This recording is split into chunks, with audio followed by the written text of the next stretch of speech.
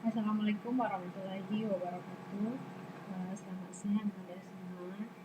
Hari ini Senin tanggal 26 Oktober 2020 kita bertemu lagi dalam pembelajaran UKK untuk HD 3.4 dan 4.4. Ibu harapkan Anda semua berada dalam keadaan sehat dan tetap semangat mengikuti pembelajaran yang masih kita laksanakan secara daring atau online. Oke, baiklah. Hari ini kita akan bahas mengenai untuk pertemuan pertama ini mengenai KD34, yaitu menganalisis kebutuhan sumber daya usaha serta membuat perencanaan sumber daya usaha. Adapun link materi yang akan kita pelajari pada pertemuan kali ini, yang pertama adalah pengertian dari perencanaan usaha, kemudian manfaat perencanaan usaha, analisis aspek pasar dan pemasaran, analisis aspek produksi, serta analisis aspek keuangan. Kita masuk yang pertama dulu, yaitu pengertian dari perencanaan usaha.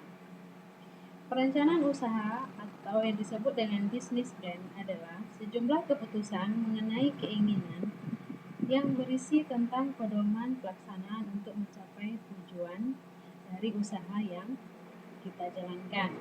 Jadi business plan itu berisi tentang keputusan-keputusan atau strategi-strategi yang akan kita lakukan yang nantinya sebagai pedoman kita di dalam atau selama kita melaksanakan semua kegiatan usaha. Jadi sebagai pedoman atau acuan bagi kita untuk menjalankan kegiatan usaha agar tujuan yang telah kita tetapkan itu bisa tercapai dengan maksimal. Kemudian lanjut, apa saja manfaat dari perencanaan usaha itu? Yang pertama adalah membimbing jalannya usaha. Jadi jelas ya, kalau kita punya sebuah perencanaan, punya sebuah acuan atau pedoman, maka itu akan membantu kita dalam menjalankan usaha ke depannya. Kemudian mengembangkan kemampuan manajerial di bidang usaha. Jadi bisa mengembangkan kemampuan manajerial dalam mengelola kegiatan usaha yang mereka lakukan. Kemudian sebagai pedoman bagi pemimpin perusahaan dalam menjalankan perusahaannya. Yang keempat, sebagai sarana untuk memperkecil risiko usaha. Dengan adanya acuan, dengan adanya pedoman, hal itu diharapkan bisa meminimalisir terhadap risiko-risiko yang tidak diinginkan terjadi nantinya. Kemudian yang kelima, sebagai pedoman untuk melakukan pengawasan atas kinerja perusahaan.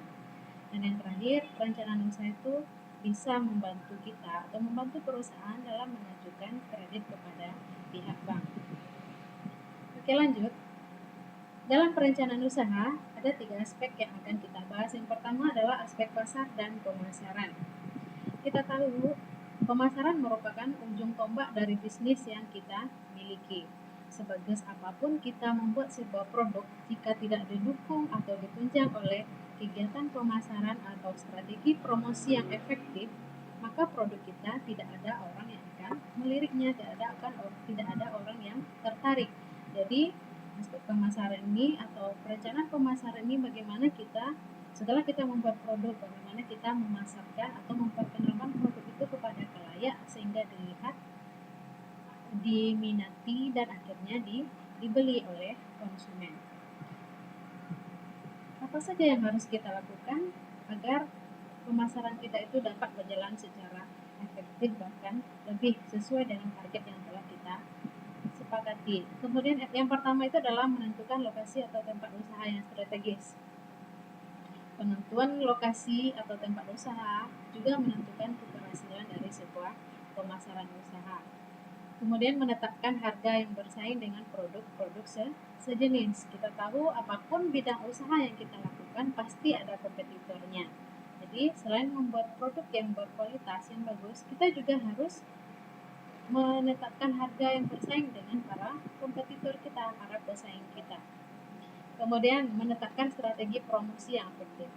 Nah, ini yang paling penting, produk kita sudah bagus. Bagaimana produk yang bagus ini bisa konsumen itu menarik, bisa mereka melihat produk kita, tertarik terhadap apa yang kita tawarkan, dan akhirnya mereka membuat keputusan untuk membeli. Kemudian mempertahankan kualitas layanan. Konsumen itu ibaratnya adalah seorang raja. Kita udah tahu itu semua. Dalam ilmu pemasaran, konsumen itu diibaratkan seorang raja. Jadi bagaimana kita melayani seorang raja, begitulah kita melayani seorang konsumen. Karena konsumen yang kecewa akan sangat cepat mereka beralih. Jadi supaya mereka loyal, supaya mereka setia terhadap produk atau perusahaan kita harus mempertahankan excellent service atau pelayanan prima. Kemudian menentukan target pasar harus jelas sehingga mengetahui kebutuhan dan keinginan konsumen. Bagaimana caranya? Caranya adalah salah satunya dengan melakukan riset pasar. Apa yang sedang digandrungi konsumen, apa yang sedang diminati, model apa yang lagi tren. Kemudian kita juga harus perhatikan keluhan-keluhan konsumen. Kritik dan saran konsumen juga membantu perusahaan kita untuk lebih memperbaiki diri ke depannya.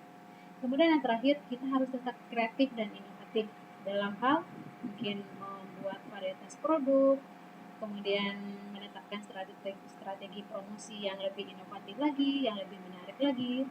Nah, itu adalah beberapa hal yang harus kita lakukan agar tujuan dari pemasaran kita sesuai dengan target yang kita harapkan. Kemudian kategori strategi pemasaran itu ada 3 kategorinya. Yang pertama, strategi pemasaran tanpa pembeda. Di sini artinya perusahaan melakukan pemasaran tanpa membedakan target pasarnya. Maksudnya di sini adalah perusahaan hanya memproduksi satu jenis produk saja. Contohnya, hanya memproduksi produk teh saja. Kita semua tahu mungkin tidak ada kategori tersendiri atau pilihan tersendiri bagi konsumen dalam memilih teh. Contohnya, jadi perusahaan yang hanya memproduksi satu produk, perusahaan teh, contohnya, atau perusahaan susu. Kemudian strategi pemasaran dengan pembeda, artinya perusahaan mengelompokkan konsumen tertentu sesuai dengan kebutuhan konsumen. Yang jadi pembeda di sini misalnya dari segi jenis kelamin, usia, dan selera. Dari jenis kelamin kita sudah tahu, udah pasti ya.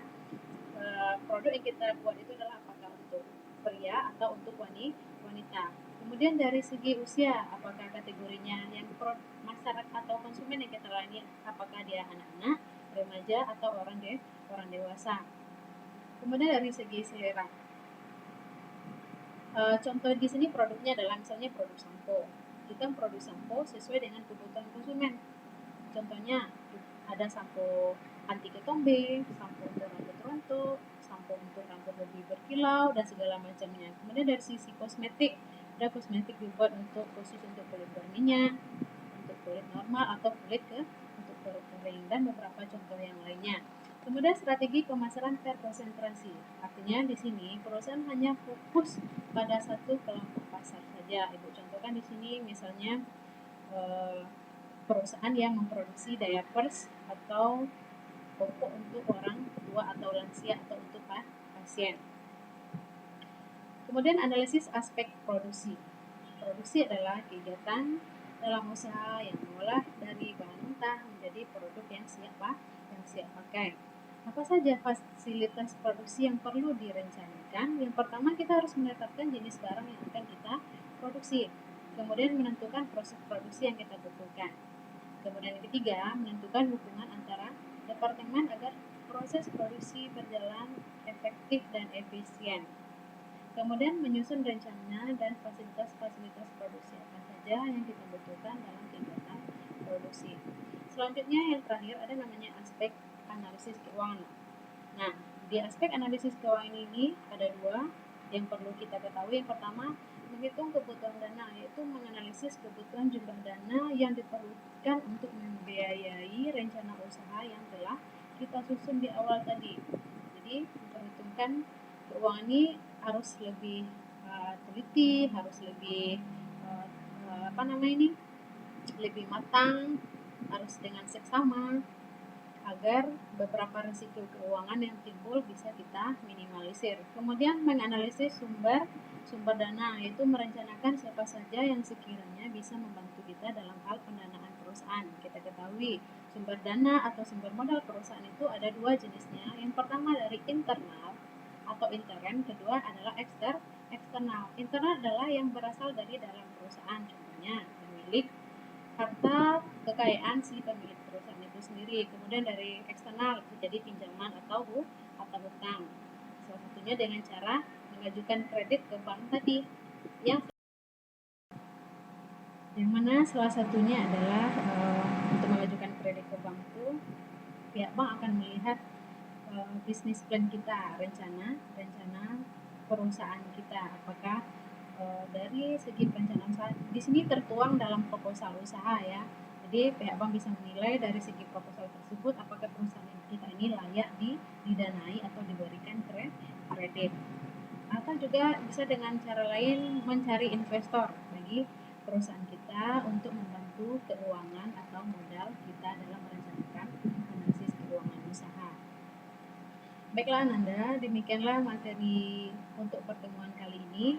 Ibu harapkan kalian bisa memahami apa saja atau materi yang telah Ibu sampaikan dan bisa mengerjakan tugas nanti yang telah Ibu share atau sudah Ibu upload di GSR ini.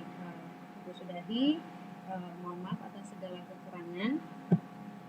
Terima kasih. Assalamualaikum warahmatullahi wabarakatuh.